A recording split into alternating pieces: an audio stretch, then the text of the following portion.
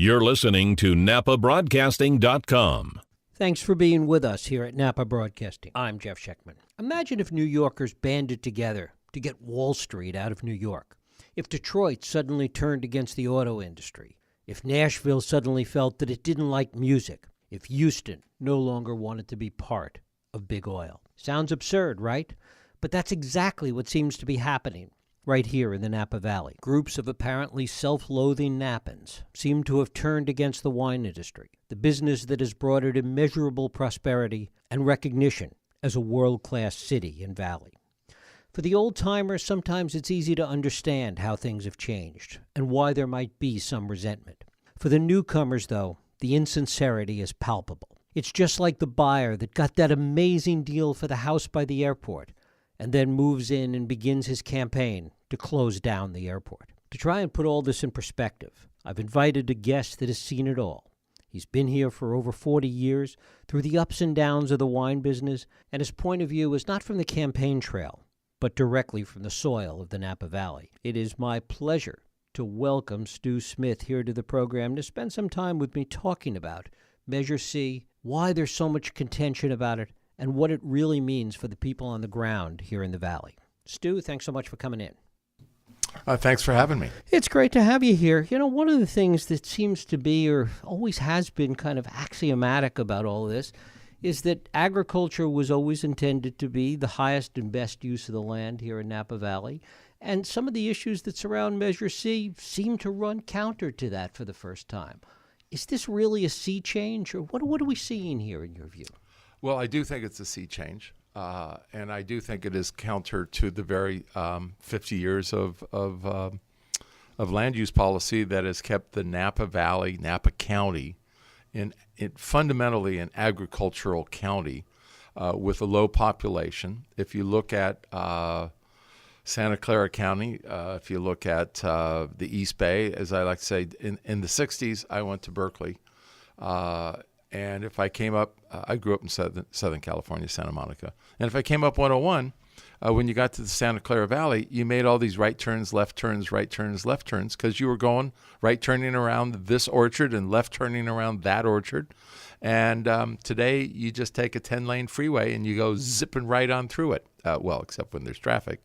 And the same thing happened when we came up Highway 99. We'd come in the back way through Dublin and Walnut Creek and Concord, and that used to all be walnut groves, 2 lanes, and now it's a 10-lane freeway.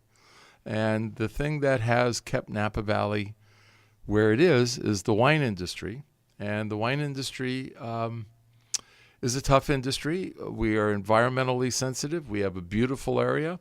Unfortunately, as I like to say, these people want the fruits of our labor, which is to keep the Napa Valley beautiful and agricultural and environmentally pristine.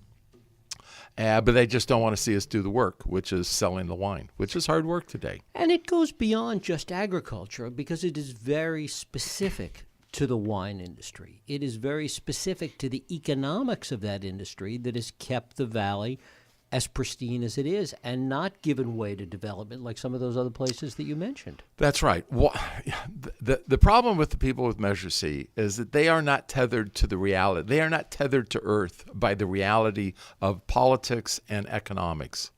They seem to think that our watershed will imply that they get to own everybody's watershed. But they don't have with it the mutual responsibility of what it is that they want to take care of. They want the mutual responsibility to fall to the owners of the oak woodlands, and they don't want anything to do with that, but they want the water that comes from it for themselves. So that gets in a really awkward position. But I think really one of the things that none of us have talked about much is that this is really the whole Measure C is a red herring. It's not really about water. It's not really about oak woodlands. It's really about pushing back against the wine industry. It's kind of what your lead-in was all about. And that is that they're tired of the wine industry. And I think in some ways, the success of the Napa Valley Wine Auction has a two-edged sword to it. since 1981, when the wine auction first started, and they hoped to raise $50,000 to where it raises now millions of dollars, it's worked against the industry, even though the wine auction has provided millions and millions of dollars for the benefit of the county. What happens is we get these boys and girls who come in from across the country with gobs of money. And they see and they read in the Napa Valley Register or the St. Helena Star how somebody spends $500,000 on 3 bottles of wine. And they're going, what is this? And they see this lavish lifestyle that goes on. And they resent it. And I understand why they resent it. It's unfortunate, but that's just the way it is. There are some people with gobs of money. And in the last... And there's nothing wrong with that. And there's nothing wrong with that. These people, they have it. And we're getting part of it. And we're taking it from them. But these people resent it. And I think that's part of the deal here, is that it's starting to feel like a little bit of class warfare. Now, interestingly...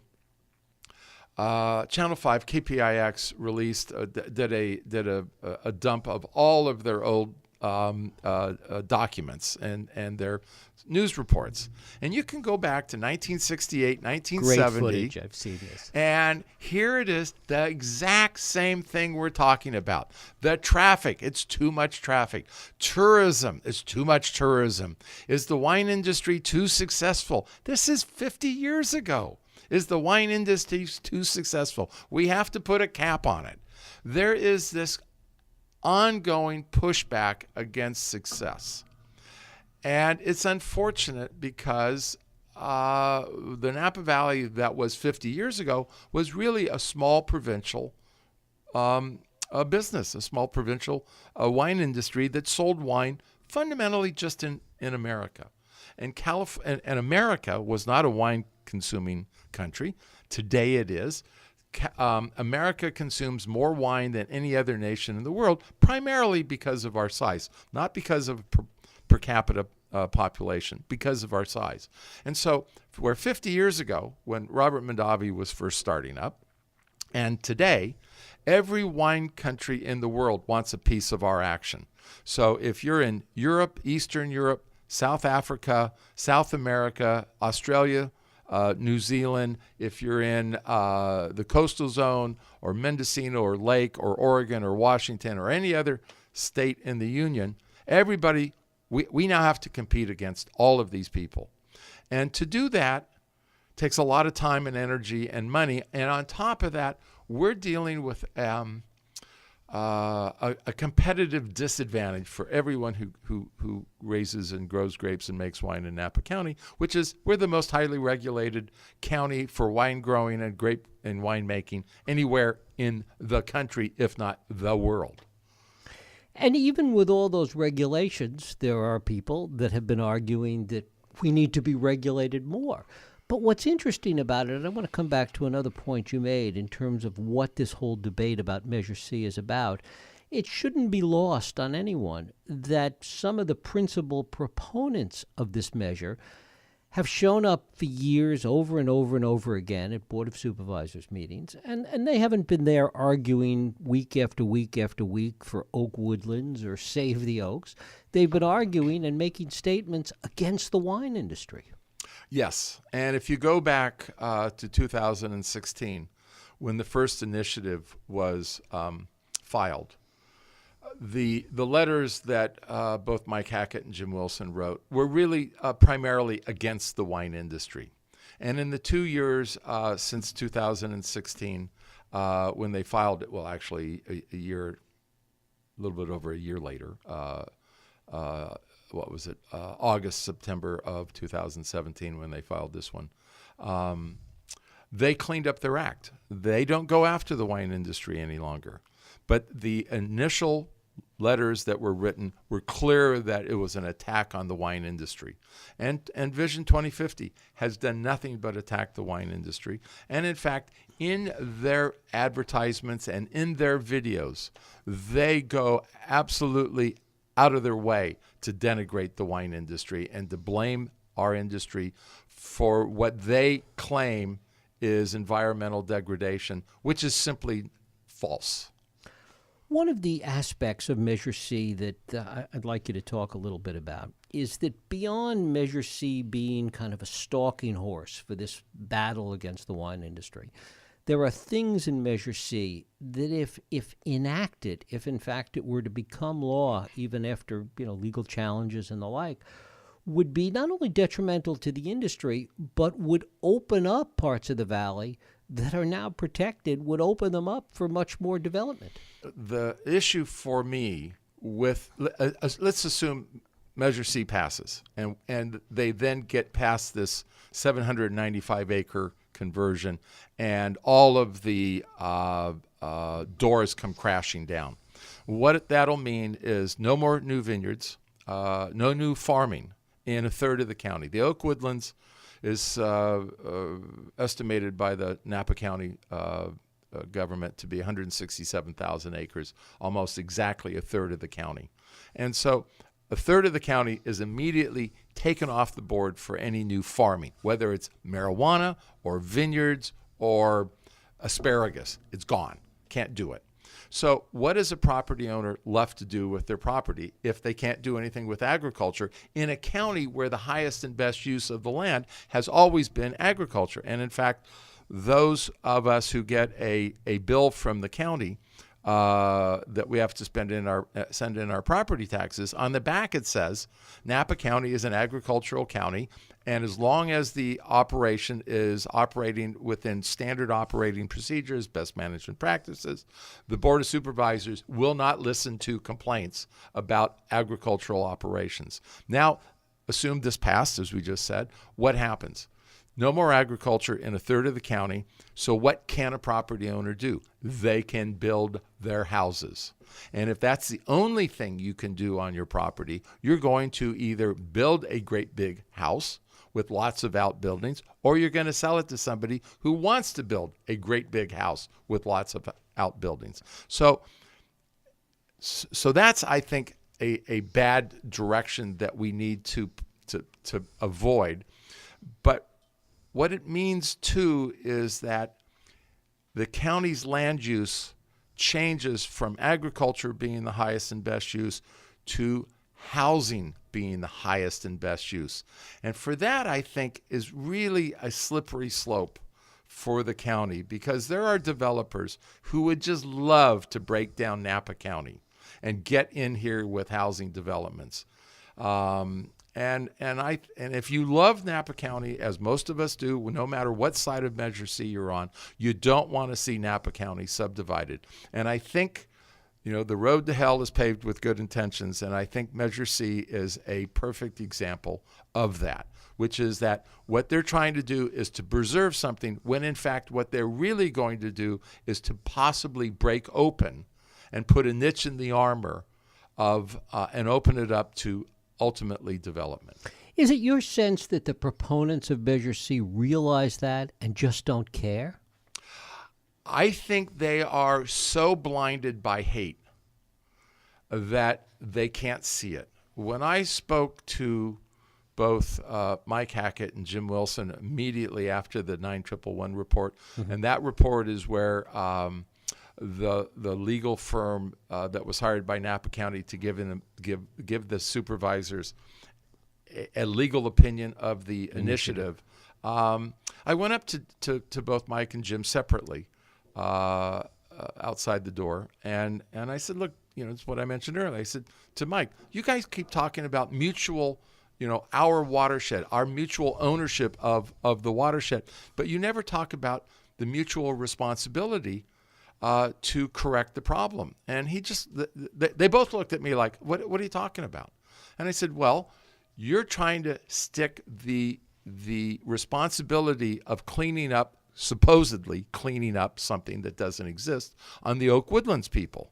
And yet you never asked them if that was okay. You never considered what you're doing to them or what their rights are or anything about that. And they were blank. They didn't have the intellect to be able to say, yeah, maybe we should have talked to them, or it doesn't really matter. They never even considered it. And to me, that is irresponsible to the nth degree. And it's one of the main reasons I jumped into this opposition so early and so strongly, is because I see this as the tyranny of the majority. They want to take something from the oak woodlands people without even asking them, without even giving them an yes or no or whatever with your bottom end. And I just think that's wrong, and I think it's morally indefensible. To what extent do you think that the Board of Supervisors might have been able to head this off at the pass? Is there anything they could have done?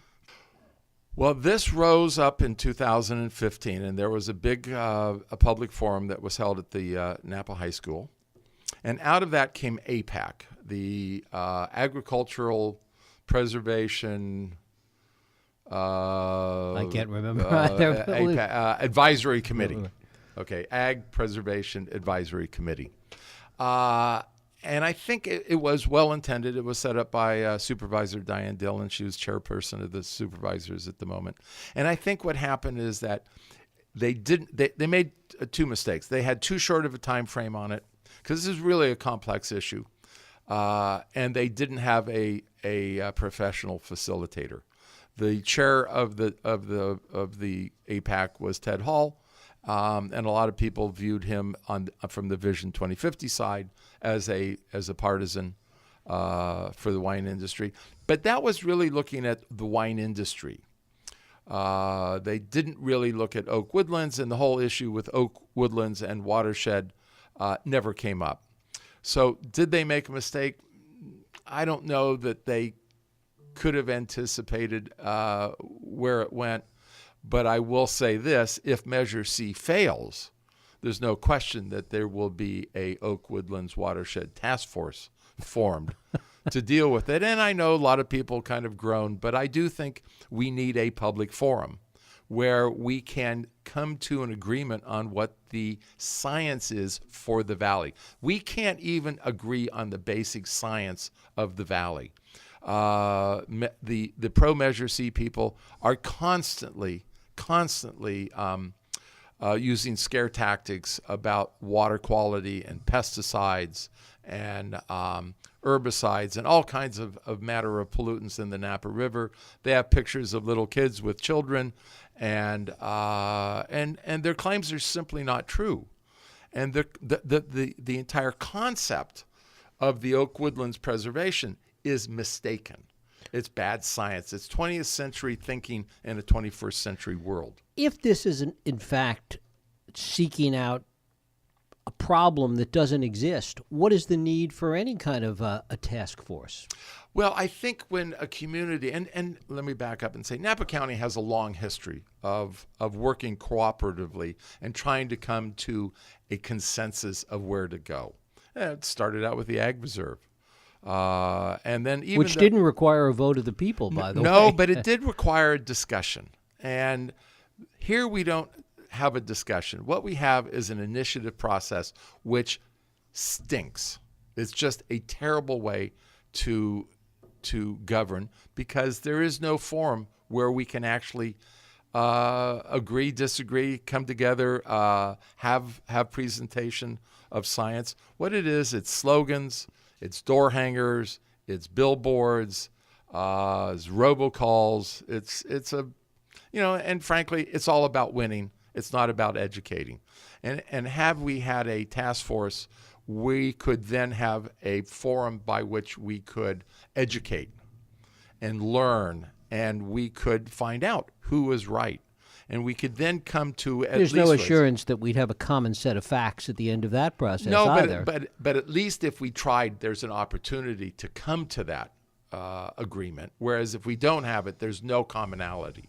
And right now, I believe, and I frankly think I'm right, because I work in the forest, and it's been something I followed all my adult life, which is that their idea of, and it's repeated over and over and over again, it's the big lie, that if we just preserve our oak woodlands, there'll be more water and it'll be cleaner water. And nothing could be further from the truth.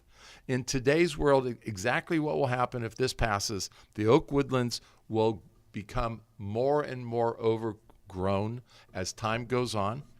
As the forest overgrows, there'll be more fuel. There will be more dense trees, more understory, and all of that takes water. And with time, there will actually be less water put into the creeks and rivers. And in fact, if it goes long enough without a major fire going through, it will eventually start tapping into the groundwater and reducing groundwater. There's also the danger of more fires. Absolutely. And in fact, if you look at the 2010 Napa County Voluntary Oak Woodlands Strategy Plan, whatever it's called, they have identified that over 50% of the oak woodland forests in Napa County are in serious danger of a major forest fire, a very high-intensity forest fire. And those are the fires that will destroy the oak woodlands. Historically, early Native Americans burned the forest on a regular basis. And so it kept the understory clear of small trees and bushes. So what you had is fewer larger trees that could withstand drought, disease, insects, and fire. The fire would go underneath them. It would be a milder fire. Today, those forests will become overgrown. They will not be able to withstand those high-intensity forests. And then they're also open to greater disease and insects. Sudden oak death is a pretty good example of it. Now, whether sod would have ever made it into Napa County, I don't know. But certainly a well-managed forest or a well-taken care of forest is going to do a whole lot better than basically an abandoned forest. What are your concerns, both on a global sense and personally, if this passes? Well, the most immediate one is there's two. Can the valley heal itself? This has been a bruising debate and a bruising campaign. And there are some very strong feelings that a lot of people may not get over.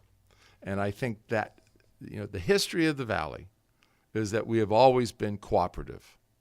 And I'm not sure that will survive. Now, maybe it'll come back with time, but it will take a certain amount of time to get over the things that have been said. Second of all, as I mentioned earlier, I'm very concerned about the change in the general plan.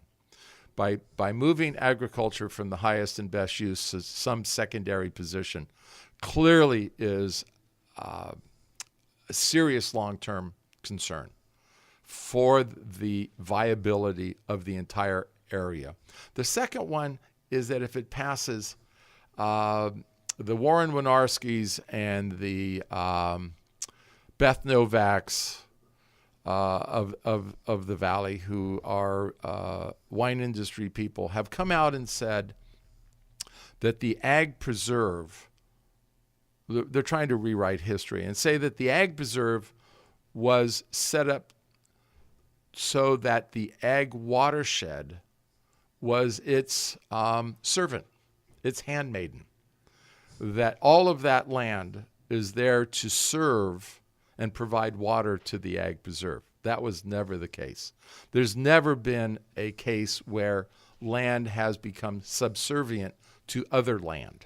That's just a concept which is foreign to the United States. But in this county, they seem to be thinking that is exactly, that's Warren's, he's clear about it, that all of the oak woodlands, all of the watershed is there to serve him because he's down in the ag preserve. And that's not only wrong, it's dangerous. Where does this idea come from? You'd have to ask them, because I first saw it in a letter that they wrote a couple months ago. And in it, they asked everyone to, something as I remember, is, will this be good for the Napa Valley itself? And I thought to myself, itself, why would they put the word itself in there? And I'm thinking, it can't be what I was concerned about. In other words, they can't be isolating out the Napa Valley, the ag preserve, in and of itself as the best and most important use of all agricultural land in the valley, in the county. Right. And then they wrote a letter a couple weeks ago where it's clear. My original fears, which I sloughed off, were complete. It was right there in black and white. They came out and said the ag watershed is there to serve the ag preserve. And those are fighting words. They're saying that my land and any other land in the mountains is there to be the slave of, or the slave to the ag preserve. And that's just not the case. Was any of this ever discussed in the original discussion about the ag preserve? Well, I wasn't here, but I don't believe so. And of the people that were here that I spoke to, who are mostly gone now, the broad strokes of the ag preserve was to keep the Napa Valley in ag, put housing in the cities and housing in the hills. And at the time, the zoning was for 40 acres. In other words, it was a minimum lot of 40 acres in the county. And then it went down to 20 acres. As a response, this was in early 1970s, this was a response to that concept, which was housing in the cities and housing in the hills. Then the environmental group got together and they said, we don't want that. So they made it 160 acres. So if you have 310 acres, you cannot subdivide your land. You need 320 plus acres to subdivide it into two parcels. And that's, some people will say that was a good thing. I'm not going to argue one way or the other, but clearly the original intent of the Ag Preserve, based on how the Board of Supervisors changed the zoning from 40 to 20 acres in the Ag Watershed, and then it was called the Ag Watershed, AWR, Ag Watershed Recreation. So it's been subtly changed and manipulated. And frankly, this is a major manipulation to which I probably will not get over for a long time because I'm furious over this. How has all of this impacted, and you have been here long enough to certainly see the changes that have taken place, how is all of this impacted by the economic sustainability of the business side of the wine business today? Oh, it's huge. We went through 15, 20 years ago a period when the same type of group was opposed to the wine industry, and they started calling us alcohol farmers, industrial vineyards. They started denigrating the industry with words like that, and that hurts. I believe, and I believe I can prove, that Napa County is one of the most environmentally sustained counties in the country. And one of the supervisors said to me recently, you can't have environmental sustainability without being economically viable, and he's right. And one of the things that has allowed Napa County to be in such a good environmental position is because we have been successful in the wine industry. You look, back to Santa Clara. There's no orchards in Santa Clara. There's no walnuts in Walnut Creek, but there are wine grapes in Napa County. And that's just enormously important. And to do that, we have to compete. And when we compete, we have to be able to have flexibility, and we have to change because the world is changing. And if you don't change with the world, you're going to get left behind. A perfect example of an industry that didn't change are in San Francisco. At one time, the Port of San Francisco was the largest port on the western United States. Now they virtually don't exist. And Montgomery Street used to be called the Wall Street of the West because that's where all of the banking industry went on. We don't have a bank left on Montgomery Street. Right. Wells Fargo was bought by a small bank out of Minnesota some years ago, and B of A is now headquartered in Charlotte. And when an industry starts spiraling down, it's really hard to save it. And as you look at all of this today, if Measure C passes, doesn't pass, you talk about the hard feelings, the bad feelings throughout this campaign. Do you think that no matter what, everybody will just move on and worry about the business side of this? Well, Hard to predict where it will go because the feelings are so strong. But it's clear to me that if Measure C passes, it'll get hung up in the courts for a long time. Right. I have no idea where it'll come out. I suspect it'll be pretty well eviscerated. Whether it'll be enough that it kills the whole thing or not, I don't know. I'm not a lawyer.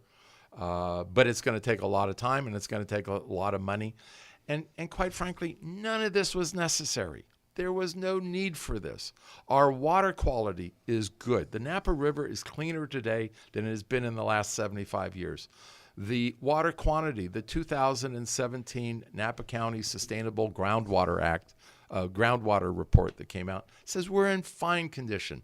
The MST, the Sarco-Tuluke area has not only stopped going down, it's going back up, and they've done it because of Napa County's policies, which is where they started giving reclaimed waters to the various golf courses out there that were sucking a lot of water out. And so the county has responded in an appropriate way. The Measure C people hate good science. They will not talk about that groundwater report. They will not talk about the Napa River being delisted for nutrients. All they want to do is continually give us scare tactics. And that hurts because we're in a highly competitive industry. I feel like when we go out and we sell wine, we have to compete against all these other counties and countries. And then we come back here and it feels like, our neighbors are stabbing us in the back. And it gets to be one of frustration. You just aren't going to put up with it any longer. We go out and we do battle to sell wine and to compete on the world market. A little winery like mine, we're teeny, and yet we sell in 2 provinces in Canada. We've sold in Japan for decades. We sell in the UK. We sell in Denmark. We just opened up, of all places, Czechoslovakia, and we're a little itty-bitty market because we have to have a global reach because it's so competitive. And will something like this finally lead to small guys like yourself saying at some point, it's not worth the effort, let's sell out to the big guys, and we'll see even more consolidation? Absolutely. And I've told Mike Hackett this directly, that they're like the long line fishermen in the ocean with the 5-mile nets out. They think they can go after the rich guys who come into the valley. But what they're doing is they're throwing these nets out and they're scooping up all of us guys who've been around. We don't, a lot of us got into the wine business when you could get in for a nickel and a dime. And today they're driving a lot of the old guys, graybeards like myself. We're just getting to the point of frustration and saying, screw it. Next time you can deal with the guy that buys my property will have 5 lawyers down at the county. And instead of Stu Smith showing up down there, taking my time to sit on the watershed task force, to take my time to sit on the general plan, they're doing the exact wrong thing to get what they want. They clearly are what is the road to hell is paved with good intentions. Stu Smith, I thank you so much for coming in. My pleasure. Thanks for listening to NAPAbroadcasting.com. Napa Valley Radio for the way we live now.